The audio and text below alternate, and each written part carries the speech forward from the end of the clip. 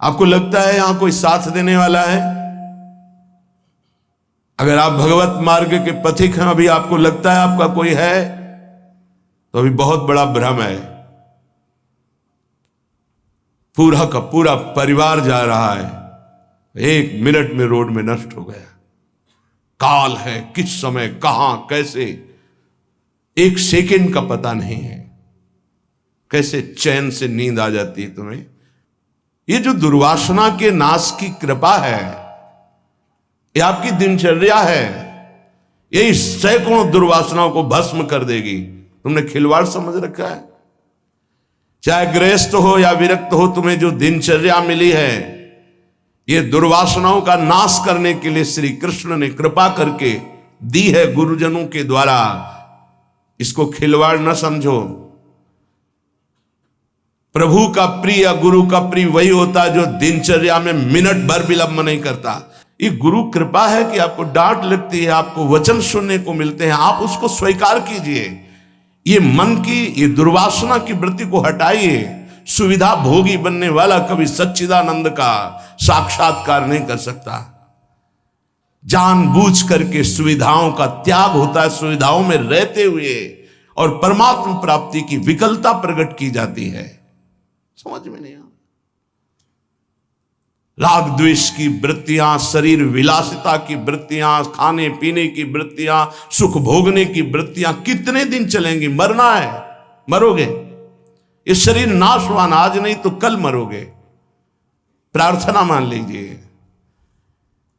तपलोक और महालोक, जनलोक में सब सिद्ध जन निवास कर रहे हैं, जो सृष्टि में प्रकट होते हैं और सृष्टि के बाद लय होते हैं। उनको एक बात का दुख पाया गया, संतों को, कि इस महान मानव देह में आकर के भी तुम भगवत प्राप्ति से वंचित हो। तुम्हें नींद कैसी ऐसी आ जाती है कि तुम्हारा भजन, तुम्हारी दिनचर्या, तुम्हारा साधन पथ रुक रहा है और तुम्हें चैन से सोना आ रहा है। तुम उपासक हो। ये जीवन हमारा प्रभु के लिए अगर नहीं समझ पा रहे हो तो आखिरी बात समझ लो, कोई समझाने वाला तुम्हें नहीं है, कोई समझाने वाला नहीं। सिर्फ तुम्हें बर्बाद करने वाला मिल सकता है, समझा कर उठाने वाला हरि या हरि का पार्षद मिल सकता है, और नहीं मिल सकता। तुमसे मित्रता करके तुम्हारी वासनाओं को बढ़ाकर तुम्हारे चित्त को विक्षेप में भर देना, ये संसार के हर व्यक्ति वस्तु स्थान का प्रभाव है। तुम्हार सेवक असुरारी, 2 ही केवल बचा सकते हैं, भगवान और भगवान के भक्त। उनकी हर चेष्टा तुम्हारे चित्त को भगवदाकार बनाने के लिए है। कृष्ण कृपा का सीधा फल है साधु संग। हरिराम व्यास जी, गोस्वामी तुलसीदास जी, बड़े बड़े महापुरुष कहते हैं, कोई फर्क नहीं। कैसे मनुष्य शरीर को तुमने प्राप्त करके नाश करने की ठान ली है कि हम जो मन आएगा सो करेंगे। यहां बैठने मात्र से भगवत प्राप्ति है। क्यों?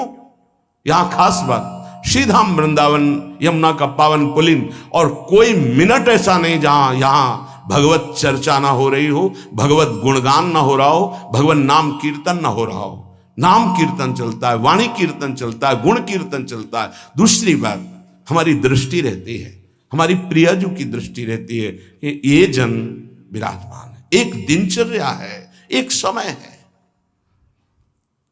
माकृष्य शर्वतीदम शुभलेन कृष्ण, हे कृष्ण मेरी इन दुर्वासनाओं को नष्ट कर दो। फिर प्रार्थना करता हूं सब उपासक उपासिकाओं से, गृहस्थ विरक्तों से, यदि आप हमारी श्री जी से जुड़े हैं तो आज्ञा पर ध्यान दीजिए। अगर आज्ञा पर ध्यान नहीं देते तो माया तुम पर ध्यान रख देगी, और उसके ध्यान रखने का मतलब है बैठे बैठे जलोगे, जैसे अंगार पर जला जाता है ऐसे जलोगे। दुर्वासना तुम्हें जला देगी, तुम्हें पता नहीं है। जब अपनी जीवनी शक्ति प्रभु की तरफ लगती है तो हरि गुरु को शीतलता प्राप्त होती है, वो प्रसन्न होते हैं। जब अपनापन करके तुम्हारी जीवनी शक्ति व्यर्थ नष्ट होती है, तब जलन होती है उस अपनेपन के कारण कि तुम समझ नहीं पा रहे हो। ये आज का अभ्यास तुम्हारे लिए कल काल बन जाएगा। गलत अभ्यास तुम्हारे लिए कल ये प्रमाद बन जाएगा। प्रमाद ही मृत्यु है, शास्त्रों में वर्णन है। जो अप्रमादी है, प्रमाद रहित है, वही भगवत तत्व को जो भगवत तत्व को प्राप्त कर लेता वही निर्विकार स्थिति में परमानंद में डूबता है। माना हम लड़खड़ा रहे हैं लेकिन चल रहे हैं अपने रास्ते पे, रास्ता ही नहीं। उपासक को इस बात पर सदैव सावधान रहना पड़ेगा। अगर हम अपनी इच्छाओं का मर्दन नहीं कर सके, अपने गुरु की आज्ञा पर नहीं चल सके, अपने शास्त्र आज्ञा पर नहीं चल सके, तो मुझे लगता है कि आगे चल करके आपका जीवन बड़ा संकटपूर्ण रहेगा। संकटपूर्ण, ये विकार आपको रौंद देंगे। इसीलिए विचलित होते हैं कि आप लोग इतने बलवान बनिए कि आक्रमण कब हो जाए, कहां किस वासना का, आप उससे लड़ना जाने। आपके अंदर युक्तियां होनी चाहिए। आप हमारे भगवत पार्षद हैं, श्री जी के जन हैं, आपके अंदर युक्ति होनी चाहिए। गुरु की प्रकट उपस्थिति में युक्तियों की, कलाओं की आपके अंदर वृत्तियां जानी चाहिए कि कभी किसी विकार का आक्रमण हो तो कैसे बचा जाता है, कैसे हमारे को इस माया पर विजय प्राप्त करना है, कैसे विषम परिस्थितियों में अपने चित्त को डूबने ना पाए बचाया जाए। यह संतों से सीखा जाता है। कैसी पार्थिव दृष्टि है कि शरीर सुख के लिए सोना, जागना, खाना, पीना, बस यही हम सुख मानते हैं। नहीं भाई, ये सुख तो बहुत जन्म भोग लिए। इस जन्म में एक नियत समय रखिए, एक अल्पाहार की सीमा रखिए, एक भोजन का समय रखिए, एक अपनी दिनचर्या का समय होना चाहिए। ये नहीं आज मनाया 2 बजे पा लिया, फिर मनाया 5 बजे पा लिया, मनाया 3 बजे से 8 बजे रात्रि तक सो रहे, 8 बजे से 4 बजे तक जग रहे। ऐसी दिनचर्या नहीं होती, कभी ऐसी नहीं। दिन बाई चांस कभी कोई सेवा में समय लग गया हो, बात अलग है। ऐसी दिनचर्या नहीं होती। पक्का मानिए, आपका हित इसी में है कि जो दिनचर्या दी जाए उसका पालन कीजिए। हमारा सत्संग तभी लाभ देगा आपको, हमारा एकांतिक वचन तभी लाभ देगा आपको जब हमारी आप आज्ञा पर चलेंगे। जैसी दिनचर्या बना दी है, ये दिनचर्या जानते हो, बड़े बड़े सिद्ध महापुरुष इसी से हुए, दिनचर्या से। 1 मिनट का अंतराय कभी जीवन में नहीं पड़ने दिया अपनी दिनचर्या। वही परिपक्व अवस्था। 12 वर्ष एक दिनचर्या कर लीजिए, आप देखिए आपका क्या स्वभाव बनता है।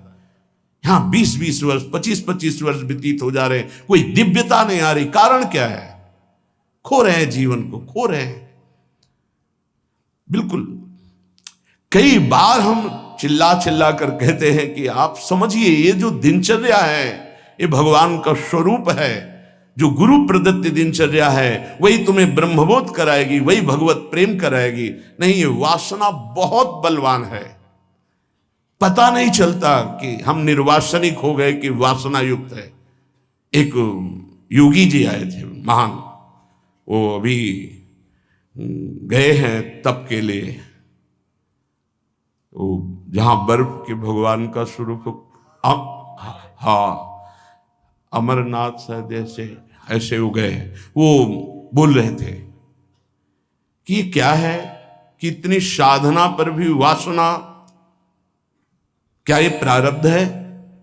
प्रारब्ध से वासना भोग उपस्थित कर सकती, क्रिया नहीं।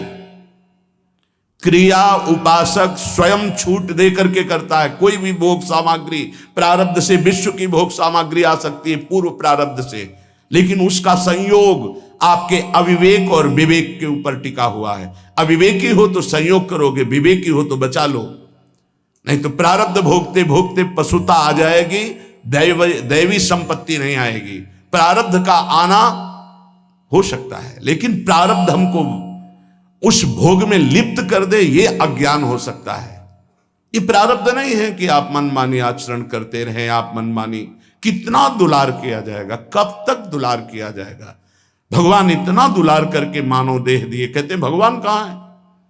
कैसी विचित्र भगवान की माया है। गोस्वामी श्री तुलसीदास जी महाराज कहते हैं, तू तो पछितई है मन में जी हाथ। अभी समय है, समय है। सबसे बड़ा पछतावा क्या? भगवान का साक्षात्कार नहीं हुआ और शरीर छूट रहा है। ऐसे साक्षात्कार होगा? केवल भगवदाकार वृत्ति से भगवत साक्षात्कार होता है, उसी के लिए सारा प्रयास है। सबसे बड़ा डर क्या? प्रभु का नाम न छूट जाए, सबसे बड़ा डर। जिसने इस बात को समझ लिया वो जीत गया। सबसे बड़ा पछतावा क्या, बिना प्रभु से मिले जा रहे हैं, यहां से मृत्यु लेख से बिना भगवत साक्षात्कार किए जा रहे, बड़ा पछतावा। सबसे बड़ी भयंकर डरावनी बात है कि प्रभु को भूल गए। का हनुमंत विपत्ति प्रभु सोई, ये दो बातें कभी जीवन में चिंतन किया इनका? एक सेकंड के लिए भगवत विस्मरण भी बर्दाश्त नहीं। सबसे बड़ी हानि, सबसे बड़ी विपत्ति, सबसे बड़ा भय भगवत विस्मरण हो जाना।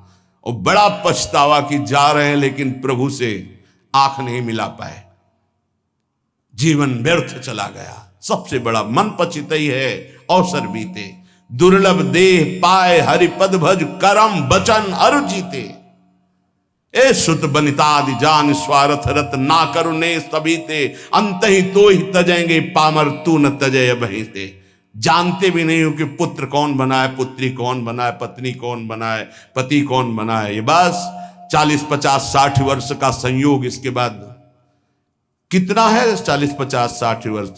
ब्रह्मलोक में एक सुई लेकर कमल के दल को छेद दो, यहां 1 वर्ष हो गया। अगर 60 बार वहां से छेद दिया तो पूरा जीवन चला गया। कितना समय है। ऐसे ब्रह्मा भी जिससे भयभीत रहते हो, काल चक्र भगवान का है। ऐसे भगवान की प्राप्ति नहीं की तो भटकते रहोगे अनंत योनियों में। तो तू पछितई है मन मींजी हाथ, ये प्रक्रिया होती है, पूरा जीवन व्यर्थ चला गया। भयो है सुगम तू को अमर अगम तन, समुझी धोकत खोवत अकाथ। तो तू पछितई है मन मींजी हाथ, सुख साधन हरि विमुख वृथा। जैसे श्रम फल घृत हित मथे पाथ, यह विचारी तजी कुपथ कुसंगति। चलि सुपंथ मिली भले साथ, तो तू पछितई है मन मींजी हाथ। ऐ मन, तू पछताएगा बाद में, हाथ मसलेगा तेरे, कुछ कब्जे में नहीं आएगा, हाथ में नहीं आएगा। तुझे देवताओं को लिए भी दुर्लभ मानव देह मिली। भयो है सुगम तो को अमर अगम तन, अमर कहते देवताओं को, देवताओं से भी श्रेष्ठ तेरे को मानव देह मिली। समुझ धोकत खोवत अकाथ, और ये मानव देह मिली थी भगवत प्राप्ति के लिए। क्या समझ करके तूने भगवत विमुख जीवन व्यतीत करने का निश्चय कर लिया? क्या तुझे मिलेगा? कौन सा कार्य तेरा बन जाएगा? रोज आयु क्षीण हो रही है, लोग जन्मदिन मना रहे हैं, आज बर्थडे, तुम्हें पता नहीं 365 दिन मिट्टी में मिल गए। अगली श्वास है कि नहीं है कोई भरोसा नहीं।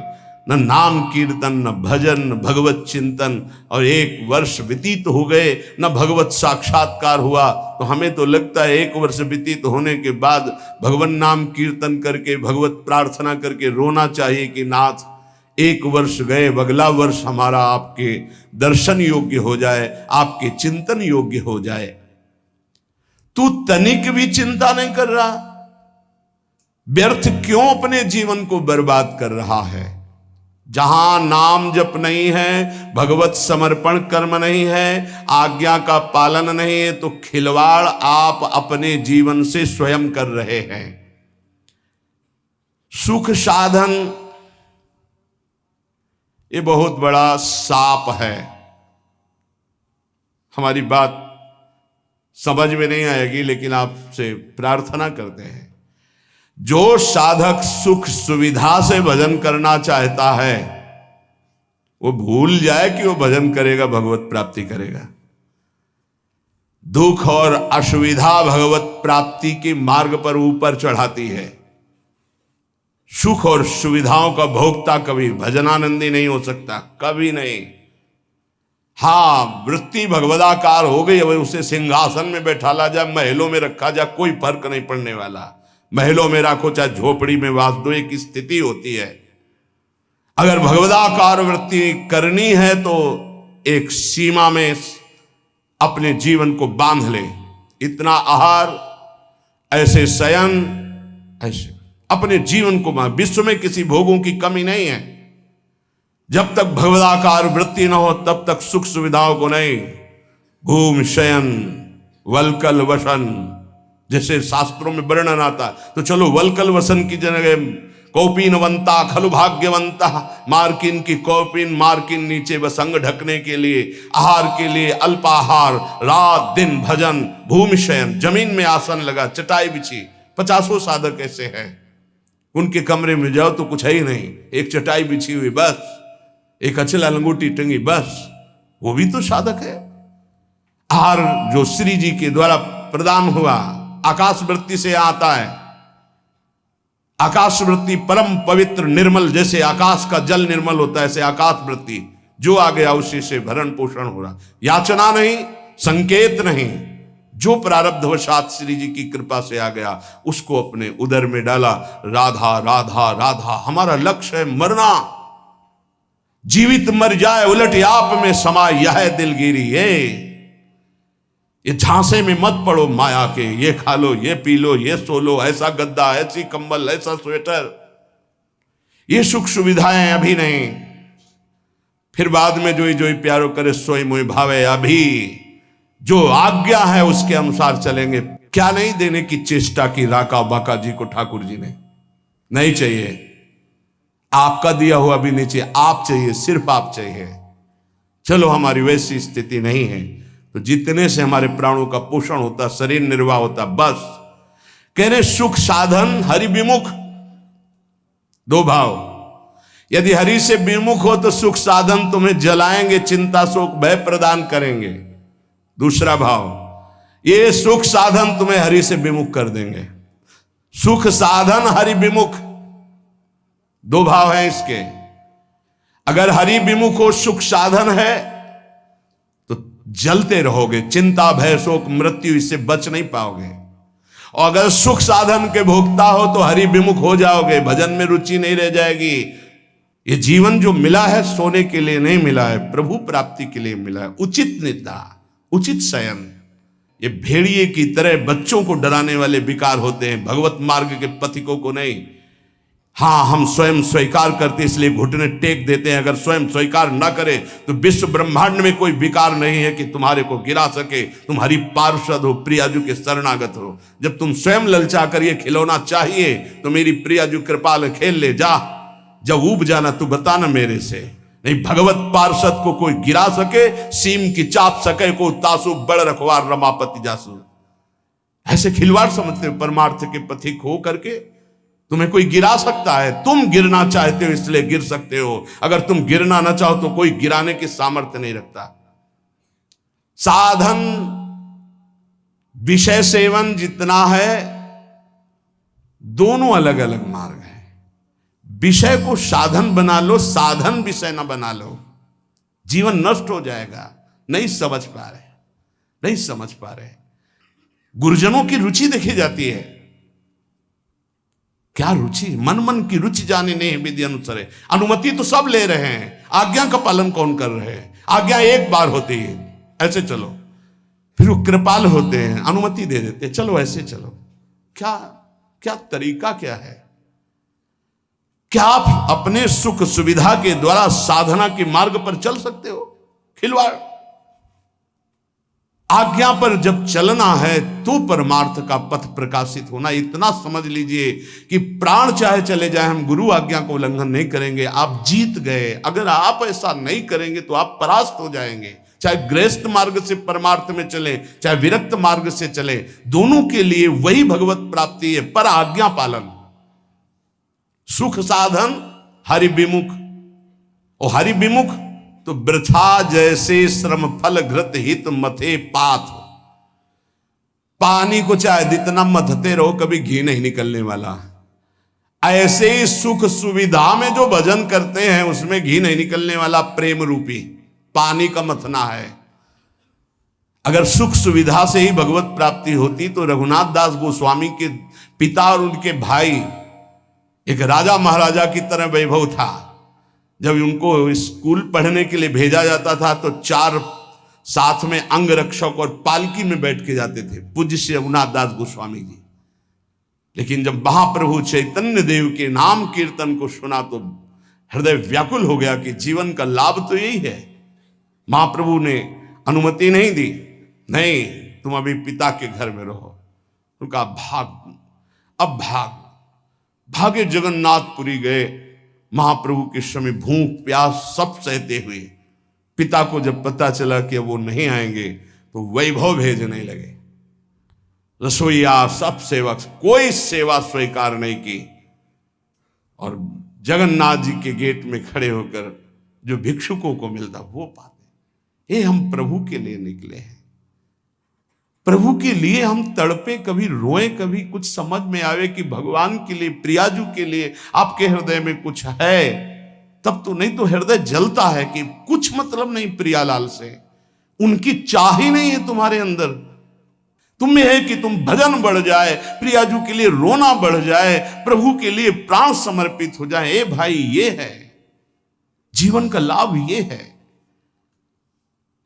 साधन सुख हरि विमुख वृथा जैसे श्रम फल घृत हित मथे पाथ। पानी मथरो जीवन भर तो एक बूंद घी नहीं निकलेगा। ऐसे सुख सुविधा का भोगी मानता है कि मैं साधन कर रहा हूं, जीवन में कभी प्रेम घृत या ब्रह्मबोध घी नहीं निकलने वाला। यह विचारी तज कुपथ कुसंगति चली सुपंथ मिली भले साथ। ऐसा विचार करके ये सुख सुविधा का भोग करना कुपंथ का मार्ग है, ये कुसंगति है। मन हमारा जिसमें राजी हो जाएगा तो हमें ठीक नहीं, हमें राजी नहीं करना। ये जब राजी नहीं होगा भोगों में तब प्रभु की तरफ बढ़ेगा, तब ये चिल्ला चिल्ला कर रोएगा, नाथ अब स्वीकार कर लो, मेरा कोई नहीं, मैं कुछ भी नहीं, अब स्वीकार कर लो प्रभु। हारे को हरि नाम, अपबल तपबल और बाहुबल, चौथो बल है दाम। जब सब जगह से हट जाता है तब हारे को हरि नाम। हार गए हम, पर यहां सुख सुविधा का भोग सोचते हैं कि इससे भगवत प्राप्ति हो जाएगी। यह विचारी तजी कुपथ कुसंगति, बलिहारी है उनको।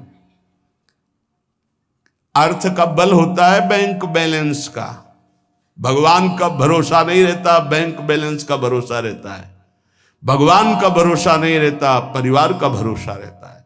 भगवान का भरोसा नहीं रहता, अपनी बुद्धिमानी का भरोसा होता है। ये सब भरोसे आश्रय जब छूट जाते तब भगवान का आश्रय होता है। निराश्रित के आश्रय भगवान, असरण के शरणागति प्रदान करने वाले भगवान। इस बात को समझो, शरणागति लाखों ले लिए, असरण एक भी नहीं हुए तो शरणागति का रंग ही नहीं है। जो असरण हुए वो शरणागति के रंग को प्राप्त हुए।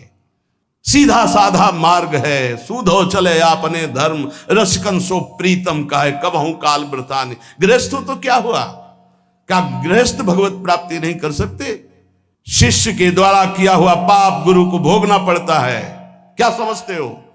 यदि गुरु की आज्ञा का उल्लंघन करे तो समाज में गुरु को कह देना चाहिए मैंने तुम्हारा त्याग किया, तो बच जाएगा। अगर स्वीकार करता है तो शिष्य के द्वारा किया हुआ अपराध गुरु को भोगना पड़ता है। सो गुरु घोर नरक मा परे।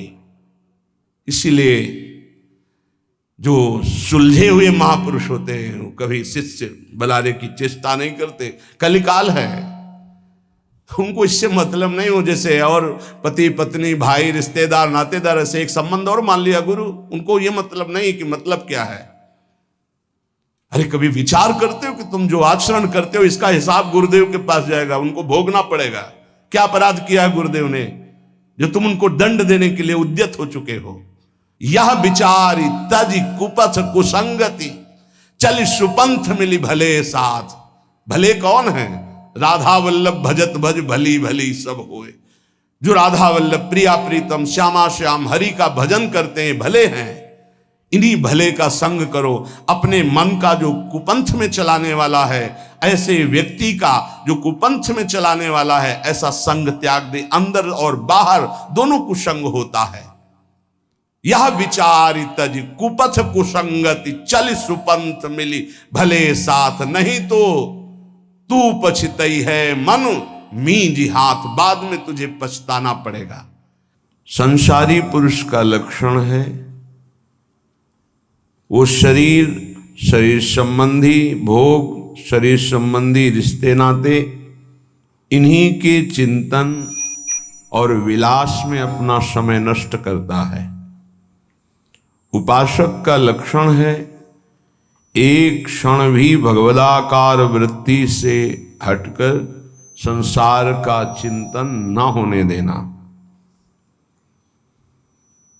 संसार की तो बात जाने दो, अन्य साधनों में भी रति न होना।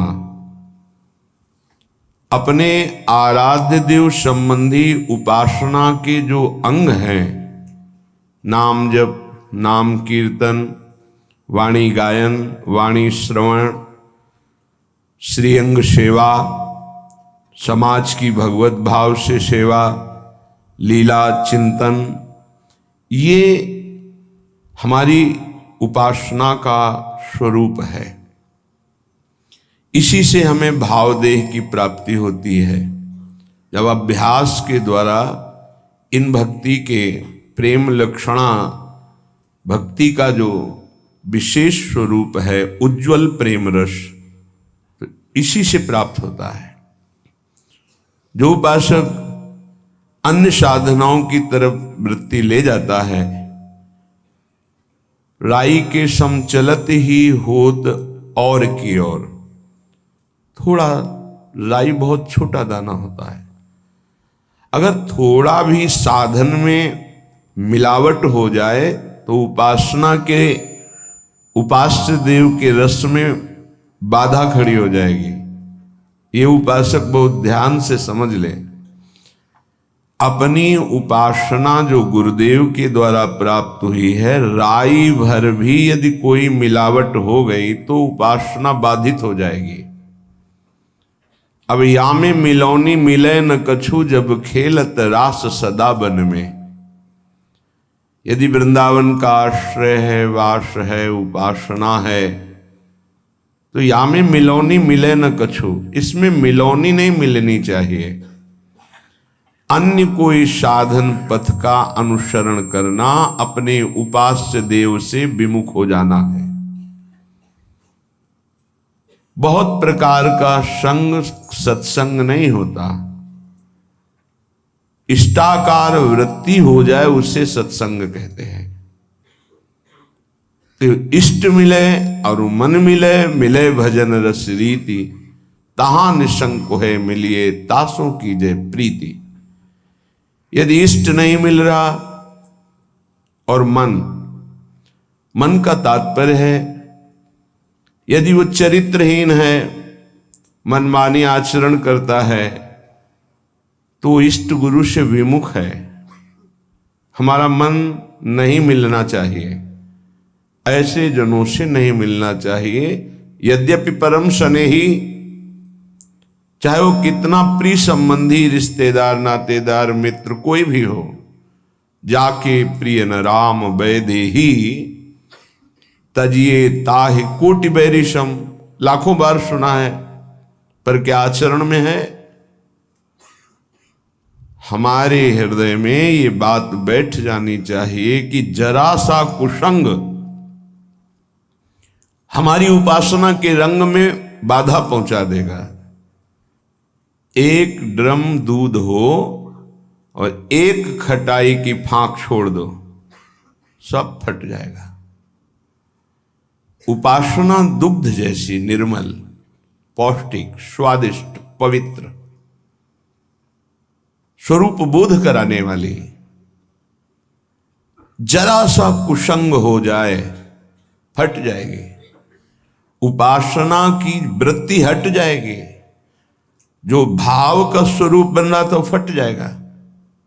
जैसे एक खटाई की फांक पड़ते ही एक ड्रम दूध पूरा फट जाएगा।